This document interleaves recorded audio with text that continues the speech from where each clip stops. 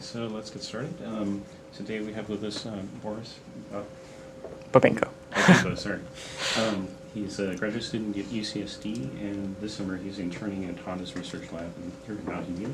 So, he's going to give us a preview of some work that's going to be presented at ICCB in October.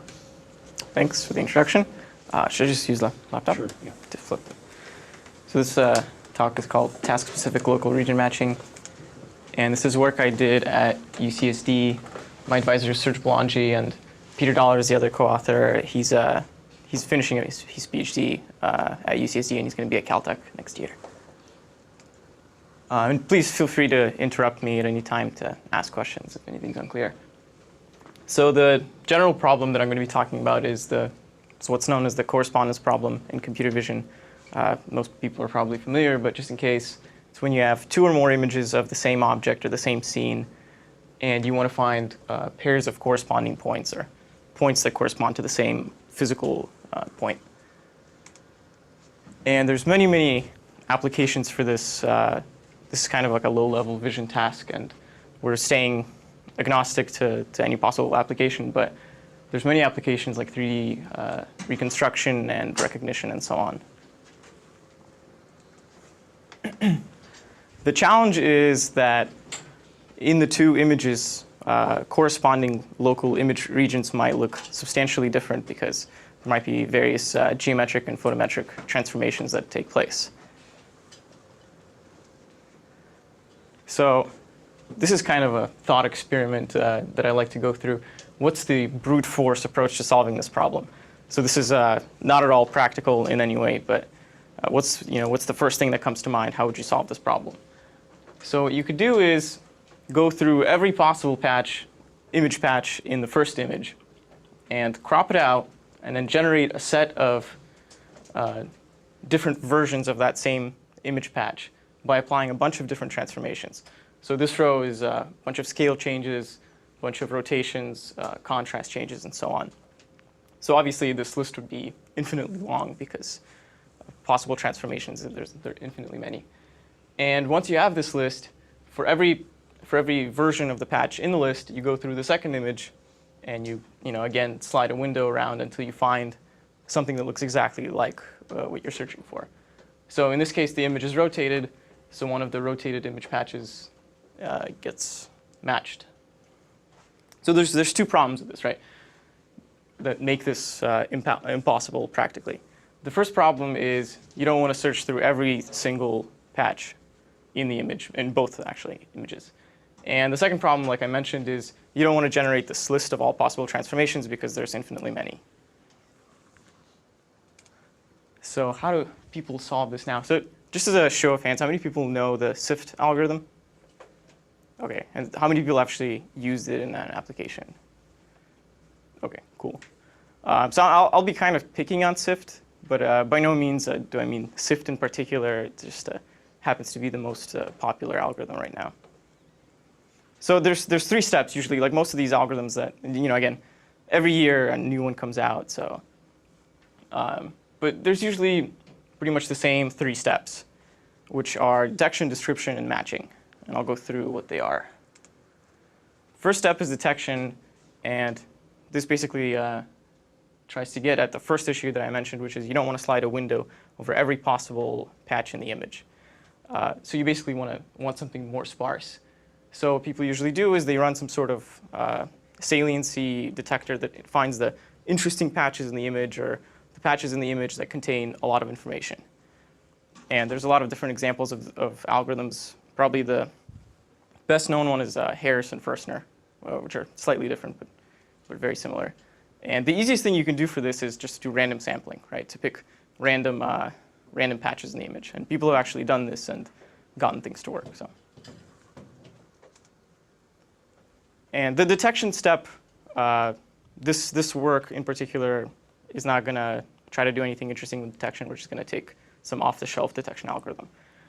The second step is description, which is where you go through every image patch that's centered on all the points that you found in the first step, and you compute some set of statistics, right? And you get this high-dimensional feature vector that gets assigned to every point.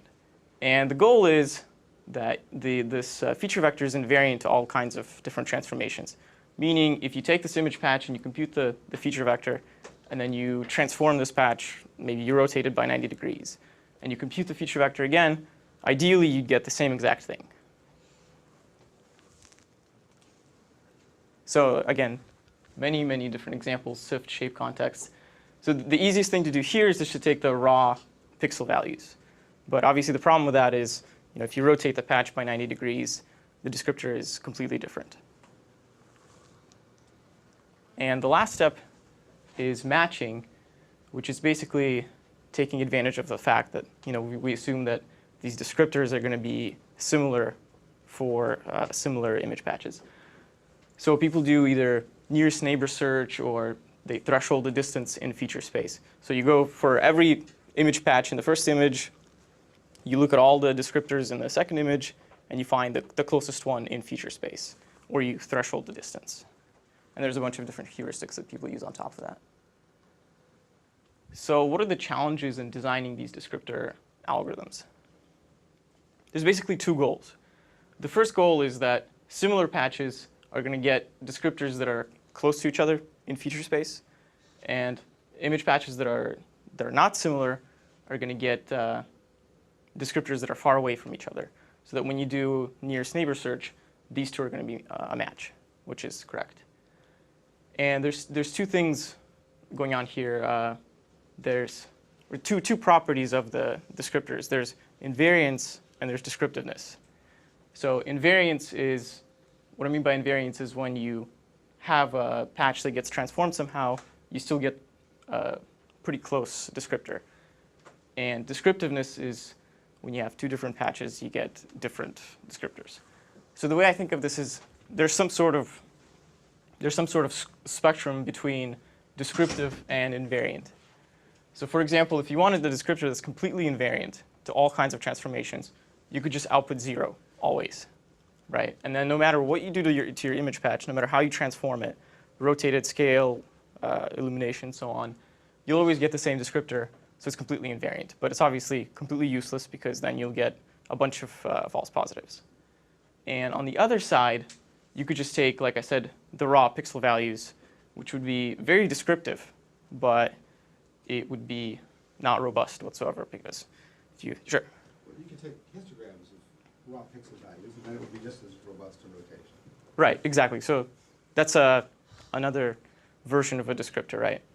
So it falls somewhere in between, right, on this line. It's not completely descriptive, but it's not completely invariant, right? So maybe that's not invariant to illumination changes or color changes or things like that. And in some cases, maybe you don't want that because maybe you don't want rotational invariance. So, and that's the question I'm really getting at is you want something that's kind of in between on this line. And the question is, where exactly do you want to be here? The other issue is, when I say invariant, well, invariant to what kinds of transformations? Rotation, illumination change, scale, shear, all this kind of stuff. So where exactly do you want to be on that line? The answer is it depends on the task, right? So here's just a little example. Let me explain what these images are. These are the same person's face, right? And it's the same patch, except there's a lighting change. And this is the same exact patch, but one is rotated. And if you were working on some application that dealt with faces and you wanted to find correspondences for faces, then you'd probably want these to have similar descriptors and not these, because usually faces are the right way up. There's no rotation. And if your descriptor actually does have complete rotational invariance, it might actually hurt you because the more invariance you have, you're taking away from the descriptiveness of the descriptors. So here's another illustration. So like I said, I'm going to be picking on SIFT, but if you plug in any other algorithm, you basically get the same thing. So this is a little toy experiment that we did. By no means is this a practical application. But what we did was we have letter pairs where we switched black and white, right? And then we ran the SIFT algorithm to find matches. So each letter pair is separate, right? That's why you don't see any lines between different letters. But you can basically see that it totally doesn't work, right? And of course, you could argue that you could go into the SIFT code and add a few lines and basically make it work on this particular example because it's a pretty simple one, right? But the point is that when SIFT was designed, when the algorithm was designed, they had a certain transformations in mind that they wanted to be invariant to, like scale, rotation, some illumination stuff. And this particular transformation was not in that list, right?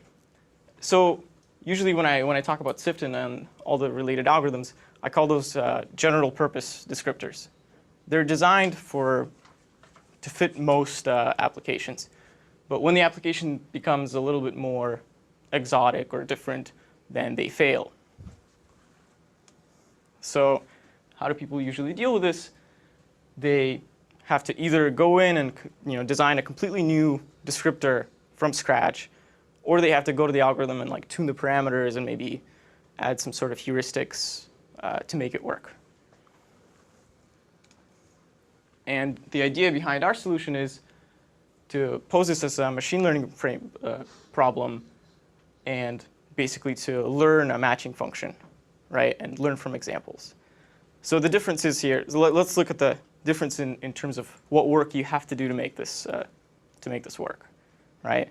Either you have to go in and change the algorithm, or in this case, you have to go in and provide some training examples. And in some cases, it's actually easier to provide training examples.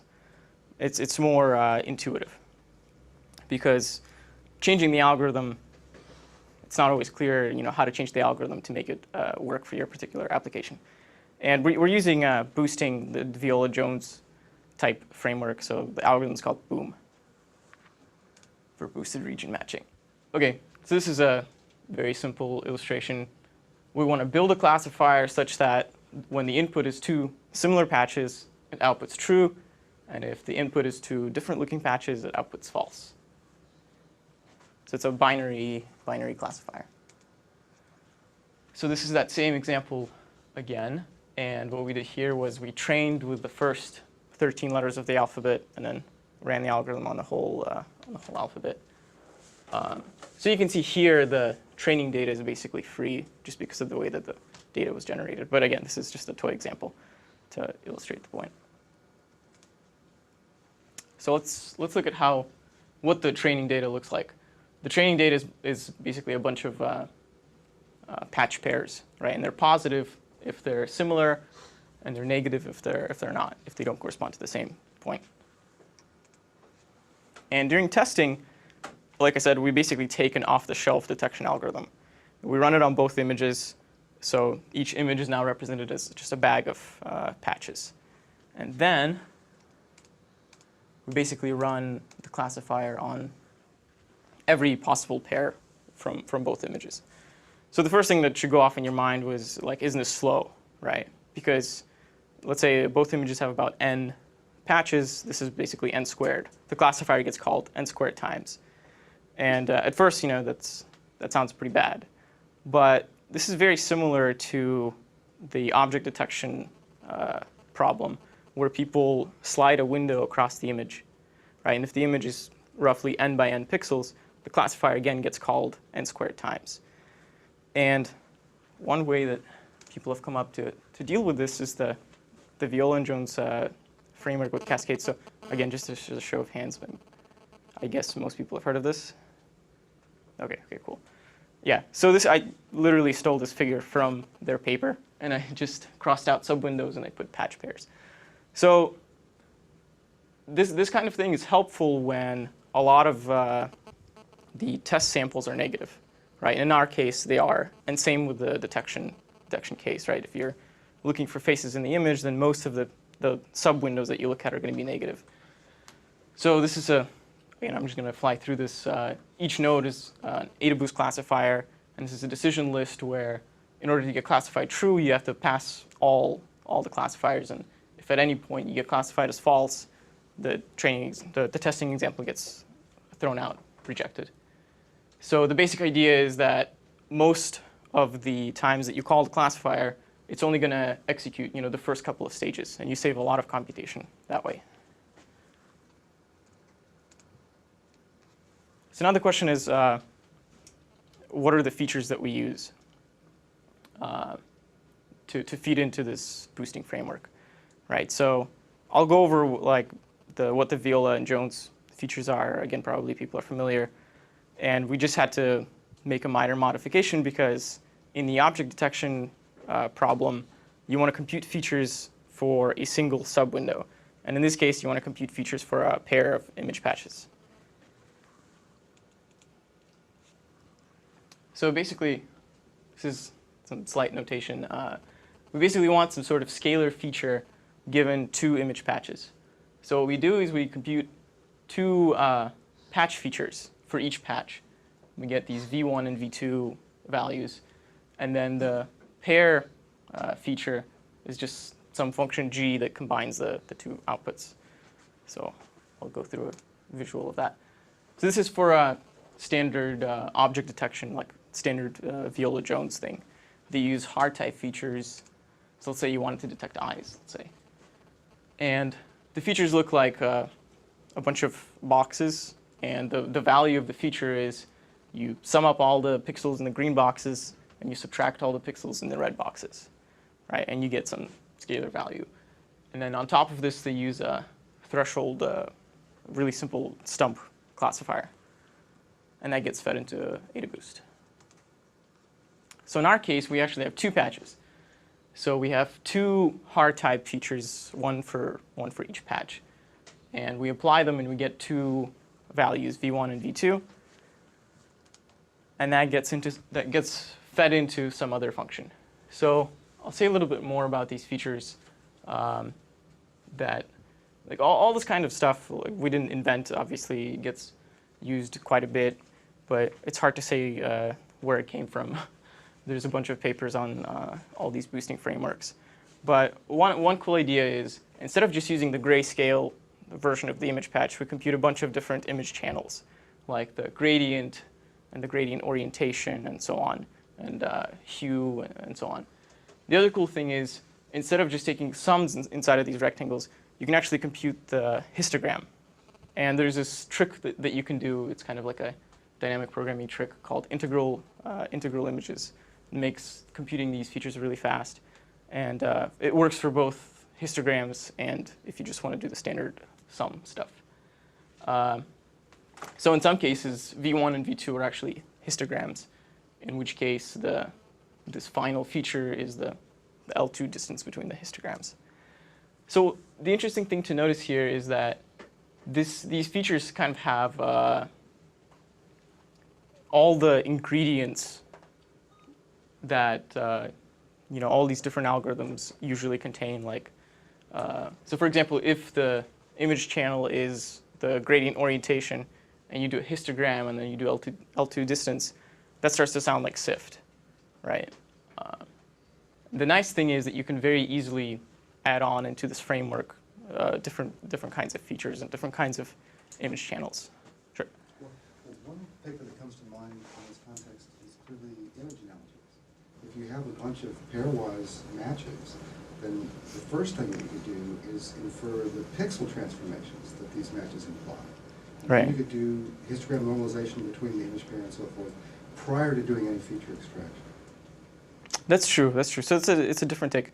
It's kind of like generative models versus discriminative models, right? So you can model the actual transformation that happens, but here we're just interested in like a binary decision. Are these the same or not, right? So in a way, this is actually easier. You don't really need to know what the complex transformation is because it could be very nonlinear and complicated. Arbitrary. So right. Another paper that suggests is generalization of one-shot learning by feature replacement. You take all the examples in the first, replace them with their counterparts in the second. You've got feature replacement. You search for this. Who's that by? I'm not sure if I'm familiar with that. Eugene Barr. I'll have to check that out. Yeah, I mean, I've heard there's some work on image analogies and like transforming one into the style of the other and that kind of thing. Yeah. So one question is, should the two patch features be symmetric? So like we saw in this example, they happen to be symmetric, right? They're exactly the same. But it turns out that if you lift that constraint and you just let them be whatever, then it actually, you get these kind of intuitive structures. So we did a little experiment where we trained it on 90-degree rotations. And what you get is features that look like this. And I'm not showing all the information that's inside the features. But if you just look at the rectangles of the Haar features, they really make sense because, because the right halves are always the 90-degree rotated versions of the left halves. So what's happening is it's taking all the sum in this rectangle and the sum in this rectangle. Well, those boxes are right on top of the same exact pixels. So you'll get the same value for both of them. And when you subtract them or you do the L2 distance, you'll get 0. And that's for a positive, for a true match. And then if there's two different patches here, you'll get some non-zero value. So it's easy to train or to learn. So here's another philosophical question. We've done all this work to design these features. So doesn't this kind of go against what I said before, how we don't want to spend all the time designing the algorithm and so on? Well, the difference is these features get designed once. And then for each new application, you basically just provide the training examples, and it learns whatever it needs to learn. It learns the types of invariances that it needs. The parameters are learned from the data. I'm actually going to skip this stuff. OK, so I just wanted to get to the results first. So we wanted to do a bunch of experiments that kind of were all over the place, basically, right?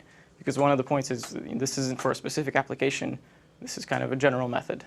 So we did fingerprints, faces, and the graffiti image. That if you've ever seen any of these papers that they always use the same image. And we're comparing to SIFT. Like I said, there's papers since SIFT that claim to outperform SIFT, but it's usually pretty marginal improvement. And it seems like people can never agree on what the best algorithm is. So I'm just taking it because it is probably the most widely used. And for the detector, we're just using the difference of Gaussian's detector that SIFT uses just to be completely consistent, right? And isolate the descriptor and the matching part. And for all the experiments, we're using pretty much the same parameters. Maybe like a few parameters were changed. But all the features and stuff and all the image channels are all the same. This is the first thing. These are fingerprints. So there's a cool little tool called, I'm not sure how to pronounce it, Sphing or Sphinge, which synthesizes fingerprints. And these look pretty real. It's a pretty neat application. You can get a demo version for free, but I think if you want the actual thing, you have to pay for it. And what they use this tool for is to actually test fingerprint matching algorithms. So this tool has tons of different parameters that lets you control the rotation and all this kind of stuff. And one of the parameters is how hard the person is pressing on the sensor, right? So we generated a set of fingerprints where we took each fingerprint, we generated two versions, one where it's light pressing and one where it's hard pressing. So I kind of zoomed in here on two local patches, and you could see they look pretty different, right? And this is kind of an interesting application.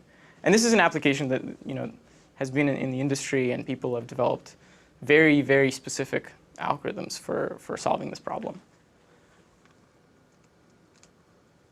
So we tried running SIFT. Oh, sorry, I forgot to mention the other algorithm we're comparing to that I call Pixel is just taking the raw pixel values, right? It's just a baseline.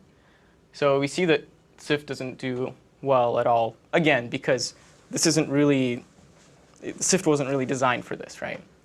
But with some training examples with Train Boom, and we get pretty reasonable performance. And this isn't an ROC curve for fingerprints. It's an ROC curve for the point matches. So some people get confused with that.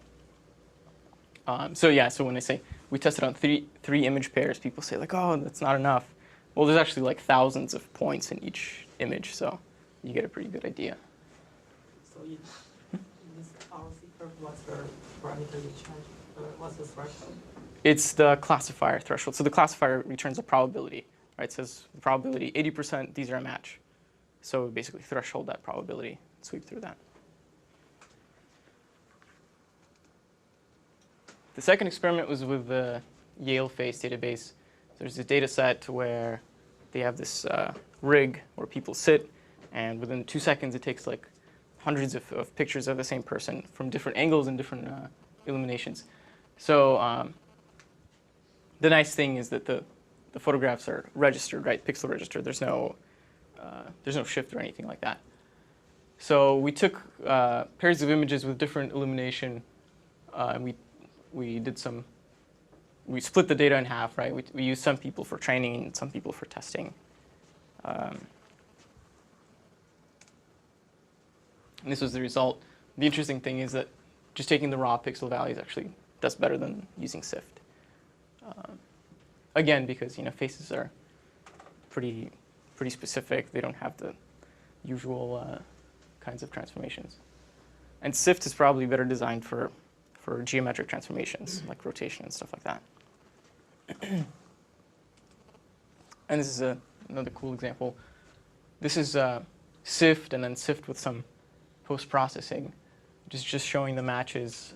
You can see there's a lot of incorrect matches, right? So if the line is vertical, it's basically most likely a correct match, just to visualize.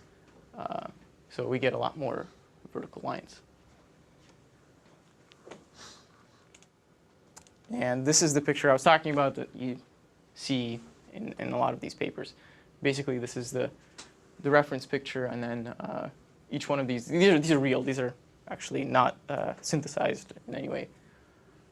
And somebody actually went through and clicked on points, and they computed the true homographies between these.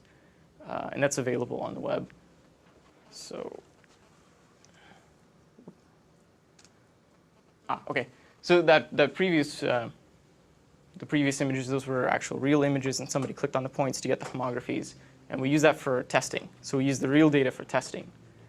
And for training, we took another graffiti image, and this time we synthesized a bunch of different out-of-plane rotations and so on. And we use this for training. So we're training on synthetic data and testing on real data. And we get pretty good results. The blue curve is, I guess you can't see it all, but the blue curve, I should have said this before, the blue curve is our algorithm. The red dashed line is SIFT, and the black dotted line is just the pixel values. So obviously the pixel values don't work very well because, right, if you rotate the image patch, you get a totally different value. And this is an interesting figure too. So these are all the different image channels that we used. Like I mentioned, we use just the grayscale, pixels, hue histograms, saturation, gradient magnitude, histograms of gradient orientations, and then cosine and sine of the gradient angle. And this just shows which features it's picking for the different data sets. And some interesting things to note here. So the fingerprints and faces, that data is black and white. So it's not picking hue or saturation, which makes sense because those channels don't really make sense for that data. And what else is interesting? So for fingerprints, you see that it's picking mainly the channels that have to do with gradient orientation. And for the graffiti experiment, the out-of-plane rotations, it's not picking the image channels that have to do with gradient orientation, because as you rotate it, the gradient orientations are going to change. So some open problems in future work. So the biggest problem with this is providing the training data, right? So you might have noticed all the experiments that we did, we got around that by using either synthetic data or data that was collected in a very controlled manner. And in a lot of applications, you can get away with that.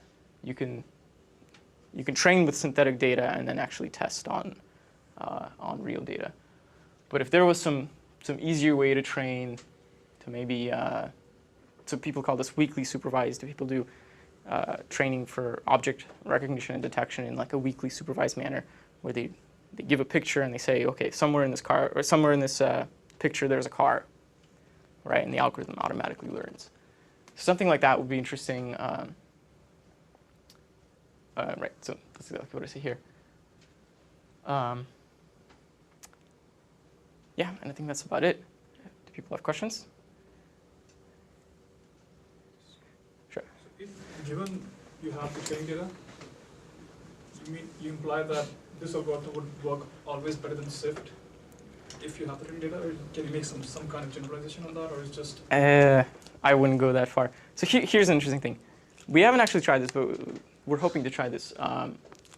So all the experiments that I've shown are kind of specific tasks, right? And that was kind of the theme of the papers. What if you have some very specific task and you want to learn a matching function that works really well on this example? And that seems to work.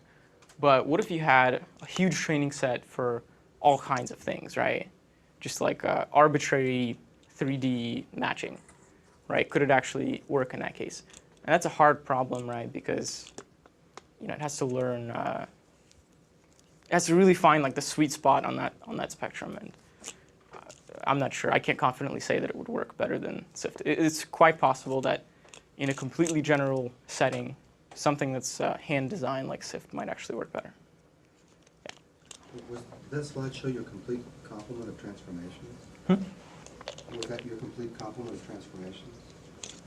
Pretty much, yeah. I mean, what else did you have in mind? In which case, were there any provisions within the algorithm for learning these in a transformation-independent way? I mean, for example, binning the pixel values in a histogram instead of counting the pixels in a box. So we did do that. We did histograms in those boxes. So right. for all those things, like the gradient magnitude and for the, yeah, these were all histogram features? they were both. So we throw in, so that's the nice thing about this boosting framework is you can throw in millions of features. We randomly generate these features, right? And then the boosting algorithm picks the best ones according to the training data. Well, right, but you did say that you spent some time at the outset deliberately designing that feature set. True. With with certain things in mind. But tuning the actual parameters happens automatically, right? Given the training data. So what do you think is the biggest difference between tuning the parameters for something like SIFT and selecting the features to learn on for your approach? I was wondering if you would compare the pros and cons of each. Sure. So, I mean, I really think that once you, and I mean, I saw this when I was doing all these experiments, as you start adding more and more features, it actually starts helping less and less. So I really think like once you have this kind of set, right, there's not going to be much that you can add that's going to really make a huge difference. So I really think this is more of a one-time designing thing, right? You design this pool of features and let the algorithm pick the parameters and stuff. That seems counterintuitive, right? Because if you're saying that as you add more features, you get your performance doesn't improve all that much. That suggests one can get away with a smaller set of features, which it may not be that challenging to tune the parameters for. Well, no. So, okay, I see what you're saying. I'm saying that like past a certain point, it's not going to make. Obviously, you have to have some reasonable features to work with, right? Otherwise, nothing is going to work. But if you take the set that I showed and you try adding stuff, like unless you have some very, very specific application that has some sort of strange transformations, maybe it'll help. But otherwise, Well, you did frame this as being task specific. So right. there are a lot of different tasks in the world. There's a fairly famous paper that people call Camels and Bottles. I don't remember the actual title, but they found that the standard complement of sort of texture features weren't very helpful with the bottles, and they had to go to contour features not included in your set to do justice to the Gradients. bottles. Great. Okay, so sure. I guess that's a reasonable question. So the nice thing is that you can add things. Like let's say you wanted to do contours or like edge type features, right? All you have to do in this framework is add an extra image channel that contains like the canny edge detection. I think we actually tried that at one point, but it was too slow and it wasn't making a huge improvement. And I think that's a lot easier than going into SIFT. And SIFT had, again, not just SIFT, like this family of of descriptors that are similar to SIFT.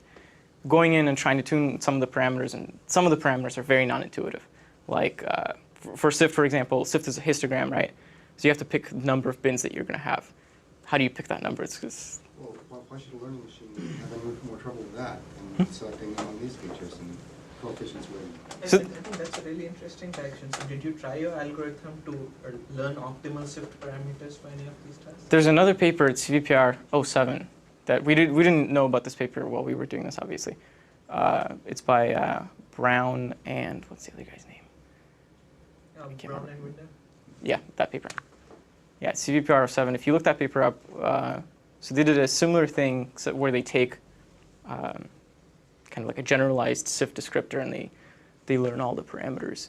But in that case, you're still kind of, I guess it's analogous, but you're constrained to the SIFT structure, right?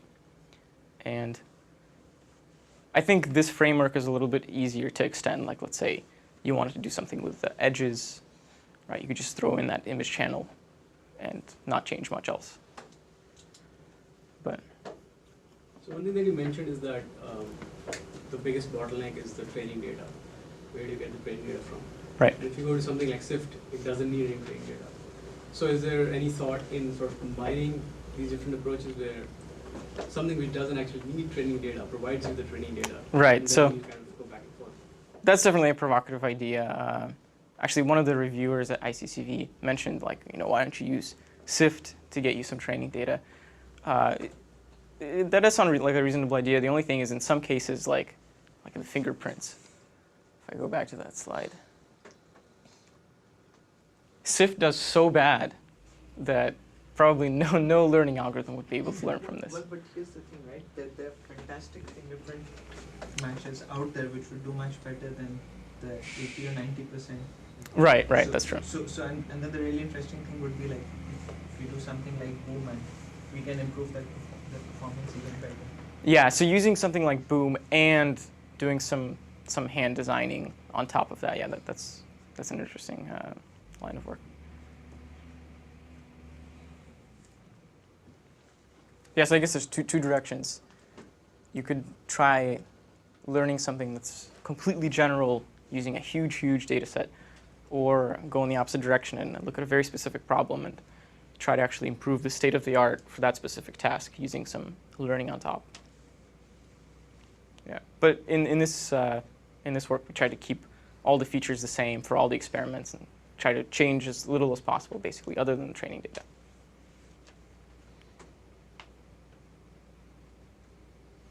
How many patch pairs did you end up using for training? For training, it depended on the experiments, but I think it's on the order of a few thousand, I think. And again, in most cases, we pick the data such that the training data is free, basically. So in that case, like, the only bottleneck is the memory and how much you want to wait for it to train.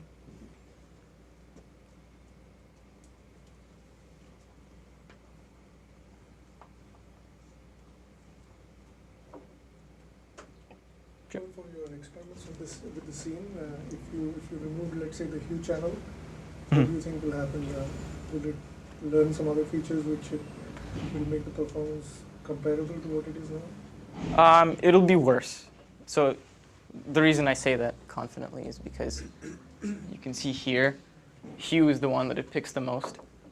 So if you take that out and you don't add any sort of like color information, it'll definitely do a little bit worse. I'm not sure how much worse, but there's a lot of information in the color, right?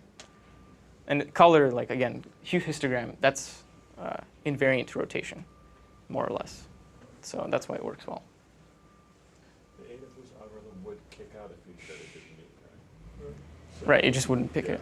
So if it wasn't relevant, it wouldn't matter. Yeah, but he's saying, like, what if you take out something that it actually does pick? Right, so obviously the performance would go down a little bit. Yeah, so like I said, you have to have some reasonable set of features to start with. So something that has to do with color. Maybe if it's not hue, maybe it's like an RGB histogram or something. Have you tried injecting some noise to your training set and see how quickly does the performance degrade? things that you might be picking on the wrong transformation to learn. So we actually had to introduce a little bit of noise in terms of the location because the detector doesn't always detect exactly the same point in the two images. So that's just a minor detail, but. No, but I mean noise in the sense that they're really mislabeled. There shouldn't be. Oh, much totally noise. mislabeled. No, we didn't try anything like that.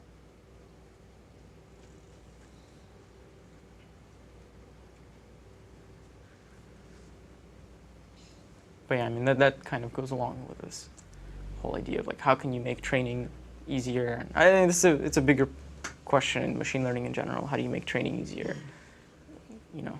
How do you get away with noisily labeled data? Right. So if we tried something like using SIFT first to get the training data, there would be a lot of noise. So we'd have to probably change something to make it very robust to noise. So do you get a measure of how good the match is in addition to the classifier saying that it's a match? Yeah, so you get a probability, and that's how we draw those RFC curves. So that's a pretty useful thing. So I should have mentioned this. Another cool thing about this is by changing the depth of that cascade, you can actually control how fast this thing is, right? So there's a trade-off obviously between how fast it is, speed, and the accuracy. But for some applications, maybe you have some real-time application where you don't really care about the accuracy as much. You can easily change like one parameter, right, the depth of the cascade, and to make it run faster. Whereas with SIFT, it's not really clear how you would do that. Is there a question? I was going to ask essentially the same thing. Was it an important design decision to just be a binary classifier, but in fact it's not just giving a binary output? That's true, that's true. Yeah, you actually get a probability.